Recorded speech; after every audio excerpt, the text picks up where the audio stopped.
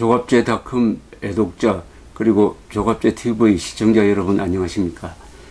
며칠 전에 북한이 ICBM 발사를 한 다음에 문재인 대통령이 사드를 완전히 추가로 4기를 배치하라 하는 지시를 함으로써 기존 방침을 바꿨습니다. 기존 방침은 환경영향평가를 함으로써 사실상 올해 안에 배치는 어렵게 되었는데 이미 2기를 배치한 데 이어서 4기를 배치해서 정상적 가동을 하도록 그런 지시를 했습니다.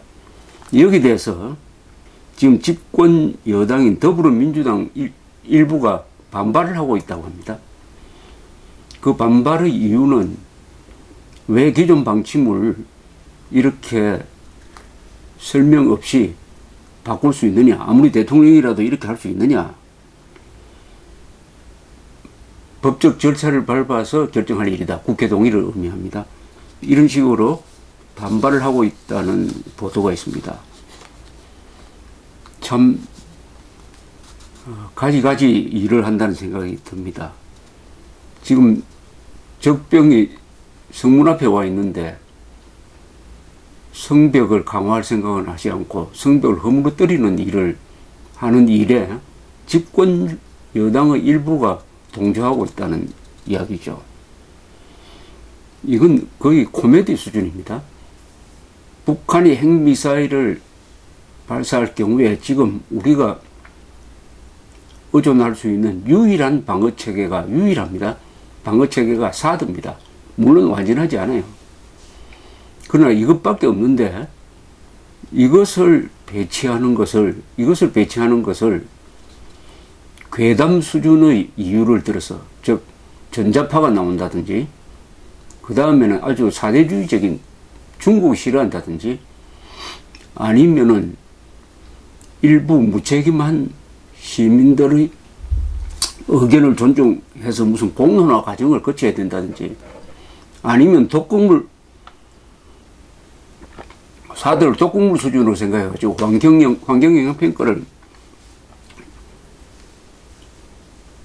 지나칠 정도로 해야 된다든지 하는 이런 이야기를 들어서 사드 배치를 반대하고 있습니다.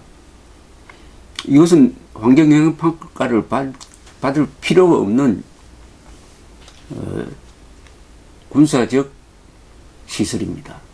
그것도 굳이 환경영향평가를 받도록 했는데 그나마 대통령이 현실의 급박함을 알고 이것을 바꾸려고 하는데 여당 안에서 또 여당 언론은 강경파라고 이야기를 했지만은 극좌적 행동을 하는 사람들이 나타났다, 이런 이야기입니다. 이왕 내친 김에 사드 반대, 이 상황에서 핵미사일 실전 배치 성공해서 한국에서 사드 배치를 반대한다는 이 행위가 과연 법적으로 허용할 수 있느냐,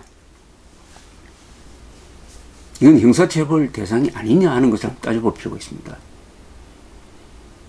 한국에서 북한을 이롭게 할 목적이든지 아니면 대한민국을 부정하거나 비난할 목적으로 선동한 경우가 여러 번 있었는데, 대표적인 것이 6.25는 북한이 쳐들어온 것이 아니고 국군이 쳐올라갔다고 하는 소위 6.25 남침 부정설입니다. 이런 게 있습니다. 그리고 천안함 북한 폭침, 북한이 저지른 것이 아니다, 이른바 천안함 폭침 부정. 또 하나는 세계에서 가장 안전한 미국산 쇠고기를 가장 위험한 물질로 선동한 광우병 난동의 선동. 그 다음에 사드 배치 반대, 전자파, 인체 유해한 전자파가 나온다는 거짓말로, 그 다음에 요새 한국의 원전이 위험하다고 해서 원전 백지화, 이 5개가 대표적인 선동입니다. 6.25 남침 부정 선동, 천안함 폭침 부정 선동, 광우병 선동, 사드 배치 반대 선동, 원전 백지화 선동. 이것을 주도한 세력들의 족보를 보면은 거의 비슷합니다. 이 사람들이 선동 세력이죠. 선동 세력. 이 사람들을 저는 극좌라고 규정하고 싶습니다. 극좌 수구 세력입니다. 한국에 극좌 수구 세력이 있어요. 극좌 수구 4대 세력이라고 해야 되는데, 근데 극우라는 말은 남발을 합니다.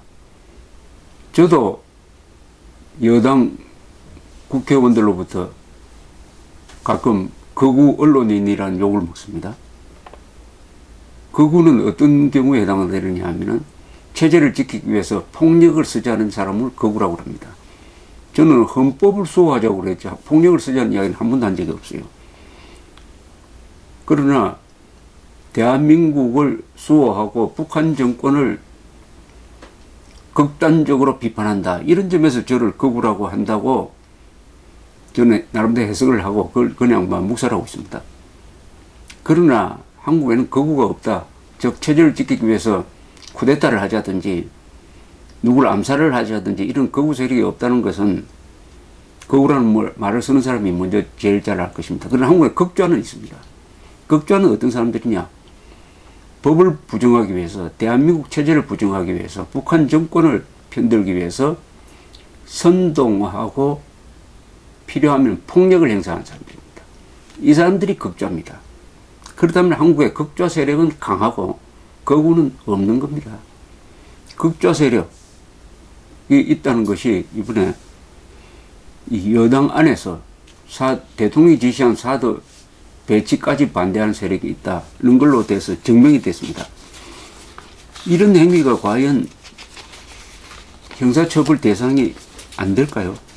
이런 일이 그러면은 더구나 전시 상태인데, 한국은 전시 상태에서 이렇게 대한민국에 불리하고 북한 정권에는 유리한 운동을 하되 그것이 사실에 기반한 것이 아니라 선동으로 한다고 했을 때 이걸 형사처벌할 수 없다고 한다면 법을 새로 만들어야 됩니다.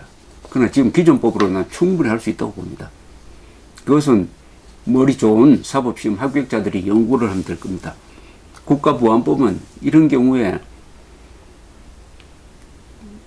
이용하라고 만든 법 아니겠습니까? 몇 년 전에 레이드, 책 읽어주는 사람이란 뜻인데, 레이드라는 영화가 아주 화제가 된 적이 있습니다. 그 내용을 읽어보면은 독일에서 있었던 일인데 1960년대를 배경으로 하고 있어요. 유대인 학살에 관계한 사람들을 추적해가지고 재판을 하고 종신징역 등 중형에 처하는 내용이 그 배경이 되어 있습니다. 그래서 제가 자료를 찾아보니까 유럽에는 13개 나라에서 유대인 학살 부정죄라는 게 있습니다. 유대인 학살을 히틀러가 수백만의 유대인을 죽인 사건을 히틀러 입장에서 옹호하거나 그 규모를 축소한다든지 하면은 형사처벌 받게 되어 있습니다. 이 16개 나라는 어디냐? 이런 법을 갖고 있는 독일, 프랑스, 체코, 오스트리아, 폴란드, 벨기에, 룩셈부르크 등등입니다. 징역 5년까지 살리도록 규정하고 있습니다. 공개 발언, 집필 등을 통해서 할 경우에 심지어 학살의 규모 600만이 학살된 게 아니라 몇십만 밖에 안 된다라고 이야기해도 이게 형사처벌 대상입니다. 이스라엘은 어떠냐 하면은 유대인 학살과 반인류적 만행을 부정하는 것뿐만 아니라 인정을 하더라도 축소 표현하는 자도 처벌할 수 있는데, 이게 예컨대 600만 명이 죽은 게 아니고 60만 명이 죽였다라고 해도 감옥에 간다는 이야기입니다. 실제로 감옥에 간 경우가 있습니다. 이 경우를 한국에 적용한다면은 아까 제가 말씀드린 6.25 남침 부정, 천안함 폭침 부정, 사드 배치 반대 행위, 이 정도는 아마 유럽 13개 나라 기준으로 하면은 충분히 형사처벌 대상이 될 거라고 저는 확신을 합니다. 그러니까 만원 상태의 극장에서 불이야라고, 불도 나지 않았는데 불이야라고 소리쳐가지고 관중들이 뛰어나오다가 밟혀 죽도록 했다. 그 사람을 처벌할 수 없겠습니까? 자유다. 불이야 말하는 것도 자유다. 이건 언론 자유에 해당됩니까? 그런 사람을 자유를 파괴하는 자유라고 그러죠. 이 자유를 파괴하는 자유에 해당하는 것이 사드 배치 반대 행위까지, 그것도 거짓말을 통해서 선동하는 것까지 허용하는 것입니다. 그런 허용을 할 만큼 대한민국의 사정이 저 남태평양에 있는 나라 같지 않고, 또 어떤 문명국가도 자유를 파괴하는, 자유를 허용하는 나라는 없습니다. 한국은 좌파와 극좌를 좀 구분할 필요가 있다고 생각합니다. 유럽의 좌파는 주로 사회민주주의를 말합니다. 공산주의와 구분해서 유럽의 좌파는 공산주의와 치열한 이론 투쟁을 해서 공산주의를 극복한 사람을 좌파라고 부릅니다.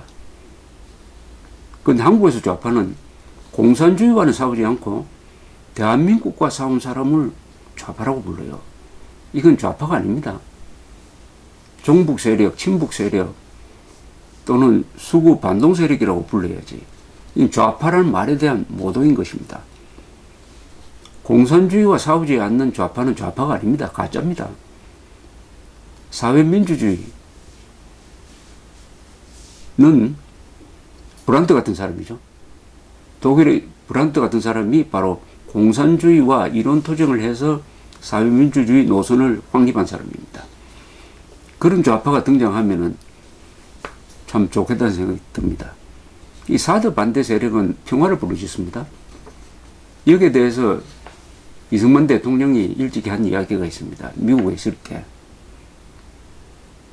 뭐라고 말했느냐. 무조건적 평화주의자는 간첩과 같다.